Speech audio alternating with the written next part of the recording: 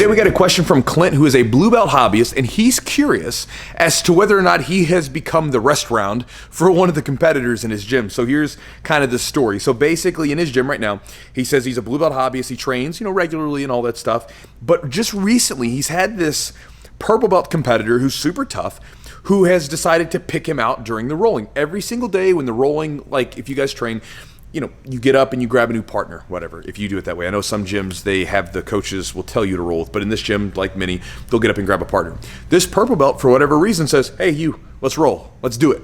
Let's get after it. And when they roll, Clint says he puts it on them. He smashes them. Lots of submissions, putting the bread cutter choke on them left and right. And so he's curious, and again, he's not sour about it. He's not upset about it. He's just asking me from a perspective standpoint, like, am I the rest round? Am I the veritable grappling dummy that he's just practicing on in between the tough rolls? And so that's kind of his question. So Clint, thanks for the question, brother. And man, look, every gym is a little different, so I'm going to give you my perspective on it and what's been more true in my experience, both from personal experience, coaching experience, and also being in other gyms. But every gym's a little different, so the culture could be different, and this may or may not be true, but maybe you can listen to what I'm going to share with you, and hopefully it makes sense. So as far as being a restaurant, I don't think that you're a restaurant. For me, just my thinking about it, if I choose someone to be my restaurant, I typically don't go that hard because it's a restaurant. It's like a lot of times, as an example, if I go with like a really tough guy, like for instance, if I roll with one of the black belts, brown belts, or like one of the guys like Brandon, who's like a tough wrestler, and there's all kinds of scrambles, and afterwards my old ass gets over there and I'm I'm huffing and puffing and I'm catching my breath, I'll roll with maybe one of the blue belts or white belts, and in that instance, I will bring my game down a lot lower, like, or my expenditure of energy, I'll bring it down a lot. And a lot of times I'll play a little bit more defense and, play something else. And kind of in a way, it's like while I'm getting my energy back, this younger belt gets a chance to maybe catch me on something because I'm a little bit more tired, right? And then later on, I'll go with the higher belts and I turn it up. And honestly, most of the time when I'm going with like the lower belts, I don't necessarily turn it up all the time. Now I'll share a possible sort of idea as to why this is, I don't always do this, or maybe sort of a side note or caveat to that. But I pretty much always, when I roll with the lower belts, I don't go as hard as possible because for the most part, they won't be able to stop it. It's not really fun for me. Like if I take some brand new white belt, it's not really fun for me to like put them in a smash position where they can't move and escape and just submit them like over and over and over again, because it's like, well, this is kind of boring and they can't do anything to stop it, and it's just not fun for me at all. Maybe it's different for someone else.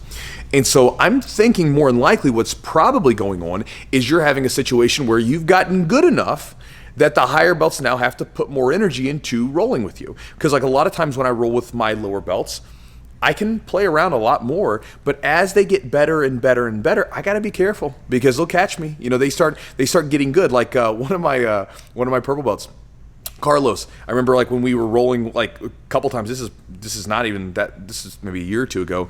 I remember just kind of playing around with him, just moving my feet around, and not really too worried about it. He may have been a blue belt at the time actually, and then boom, he sat back and he's got a killer ankle lock. He caught me in an ankle lock. I was like, ah. Had to tap really quick. There's even a video of him and I rolling on the channel where he caught me in an ankle lock like a couple months ago.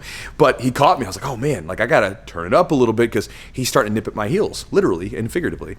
And so as my guys get better, I've got to put more energy into, putting it on them. And they like it too because, like when some of the guys feel me have to shift into a higher gear, it's kind of like, oh man, I'm getting better because I had to make Chewy like go a little harder today, opposed to like him being able to like sit there and look like he's about to like take a nap and then not even mouth breathing. And today I got him to like huff and puff a little bit afterwards. Difference. So there could be that. I think that's probably more what's going on. They're rolling with you and they're having to go harder because you're getting tougher. The caveat to that is sometimes when I do roll with lower belts, if I'm working on a very specific technique, like back about 2 years ago, if you guys watch the channel, I was showing that shotgun armbar that I was practicing. If I rolled with anybody, I was hitting that shotgun armbar, and I was getting ready for a competition, and I didn't care if it was a white belt, a blue belt, purple belt, black belt. That's what I was hunting for the whole time because I wanted to get better at that technique. And so there could be some of that going on where they're rolling with you and they're hunting for that particular technique, especially because you said they're competitors. Maybe they're just trying to hunt that technique and perfect it, and that's what's happening when you're rolling. One of those two things could maybe be going on, maybe a couple ideas to chew on or consider. But again, I don't think it's necessarily meant that you're the rest roll, because typically a rest roll, you don't typically go as hard. Again, it's a rest roll, right? So anyway, that's the idea that I would share with you, Clint. Hopefully that's useful to you, brother, and I'll talk to you guys next time.